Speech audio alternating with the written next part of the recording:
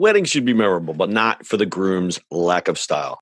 That's why our friends at the Black Tux rents suits and tuxedos that you'll love wearing at your wedding. So if you wind up getting featured on a list of 23 epic wedding fails, or say your reception table catching fire, your DJ playing Let's Get It On during the father-daughter dance, at least you know you'll look good for your close-up. Listen, guys stress about weddings too. Me, I've never been married, but I've had to rent quite a few bad tuxes in my day. Those rental stores, they're just renting you a penguin costume for the day. It's uncomfortable, it never looks right, and that giant bow tie, that's got to go. It's a big day. You got to have some style. So go to theblacktux.com. Check out their tuxes. Let me tell you, now you're dressing in style. They've even got a groom's guide with helpful tips for the groom who might be feeling a little overwhelmed by the whole getting married thing, if you know what I mean. But the best part about the Black Tux is that they have an easy online ordering process that brings your suit or tuxedo straight to you. Just pick a style at theblacktux.com and request a free home try-on so you can feel the fit and quality before you commit. And if online isn't your style, they have showrooms all over the country where you can find your fit and plan your look. From there, they'll ship your order 2 weeks before your wedding so you can check it out one last time. Talk about commitment. Over 5,000 five-star reviews across Wedding Wire, The Knot, and their own website. They all agree you won't find another rental experience or designs like the ones you'll find at the Black Tux. Grooms, if you want your wedding to be remembered for the right reasons, visit theblacktux.com/listen. That's theblacktux.com/listen for $20 off your purchase. Walk, don't run to theblacktux.com/listen to find a look for you and your crew. Theblacktux.com, formal wear for the moment. It's the E-Commerce Minute, your daily dose of e-commerce, tech, and retail news with your hosts, Bart Mraz and John Suter. The E-Commerce Minute is a production of Sumo Heavy, a digital commerce consulting firm in Brooklyn, New York, and Philadelphia. Find us on the web at sumoheavy.com. It's E-Commerce Minute, episode 301. In today's episode, Walmart teams up with Rakuten on eBooks. Walmart is taking yet another step in its transformation as an e-commerce powerhouse. The company announced a partnership with Rakuten Kobo to bring you eBooks available in-store and online. The service will be called Walmart eBooks.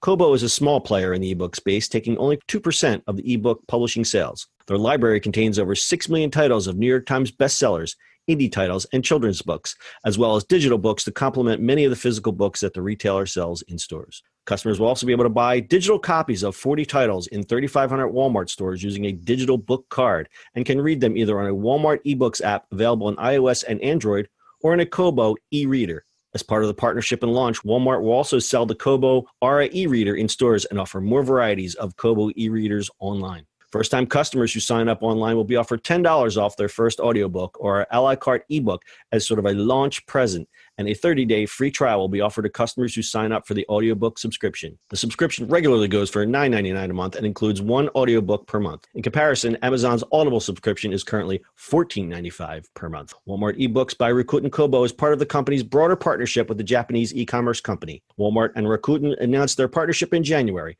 In addition to ebooks, the partnership includes a grocery service in Japan called Rakuten Seiyu Net Super. Walmart's entry into the ebook market will be challenging. Amazon, as everyone knows, controls this segment and retains an 83% market share in ebooks. As we noted in previous episodes, Walmart has been making some big moves in e-commerce this past year with the $16 billion purchase of Flipkart, a redesigned website, their new Jet Black shopping service, expanded grocery delivery, and their rumored on-demand subscription video service. How about that? How about that? That sounds like fun. Well, it doesn't seem like, it doesn't seem like a very smart move, but I think what they're doing is they're filling in the gaps, and wherever Amazon is, they'll just throw in their hat. Yeah, I mean, I think Amazon, so what Barnes & Noble had, it wasn't a Kobo, it was their version of Nook, right? Yeah, I mean, it was a good thing. Was that Borders or Barnes & Noble? Nook Reader. It was one of them. Barnes & Noble. It wasn't Borders. Anyway. Barnes & Noble, correct. Yeah, but, Amazon kind of just took over the whole world completely, right? Yep. I mean, iBooks for iPads still exist and people still use it, but, when it comes to reading books, I mean, Amazon just kind of kills it completely because you're across the board. And then with, their purchase of Audible, now you have Audible where you can read a book and then listen to the book and it keeps track where you are exactly and it doesn't matter what you're doing with it. it all of a sudden becomes like, at least for me, I read it on a Kindle and I read it on my phone, I read it on my iPod, I listen to the book, like it's all integrated and I don't even think about it. Great segue for stat time. Amazon holds a dominant position in ebooks with 80% of dollars spent on digital print in the US. There you go. Audible, as you had mentioned, takes more than 40% of the digital audiobook market. 40%. U.S. consumers spend $3.2 billion on ebooks every year. They spend another $2.1 billion a year on audiobooks. So the biggest obstacle for Walmart is that Amazon is so many years ahead in the ebook and audiobook space. I don't even know if they're even going to try to become the leader. I think it's a me too. I think what Walmart's trying to do is they're trying to prime up. They're trying to get all the services and get they're going to do the video, they're going to do the audio, they're going to do the ebooks, they're going to do all that stuff. I don't know. Following that leader is hard, I think. Overall, it's tough. I don't know. So Amazon makes $3.5 billion in digital book sales per year.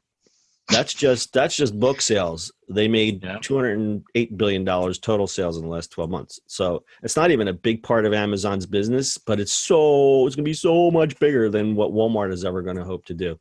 Yeah, and then also just to adding to if you buy the Amazon Unlimited thing, you get a whole bunch of books all the time for free. They're just there.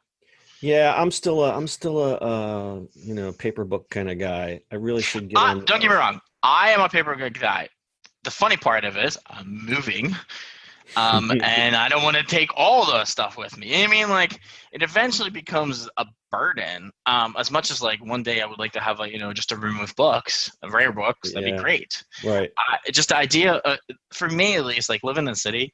If you're running around town or doing stuff like that, reading on a Kindle, then I can read it on my phone and not even skip a beat on it and not have it, a book with me in my backpack.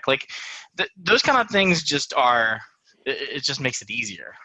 Yeah, especially if you're a voracious reader. I know that you are. I know that I am. But you run around a lot more, and I could definitely see why you would do that.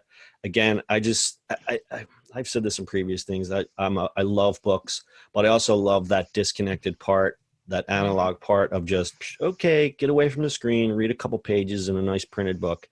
I'm with you on that. But again, when you're on, 10, 15 minutes on the subway, you just open. It's just different. Yeah. So instead, I'll be looking at Facebook, wasting my time, which, I think we're really good. Which you kind of can't really because, connection and all that fun stuff. Anyway. Right.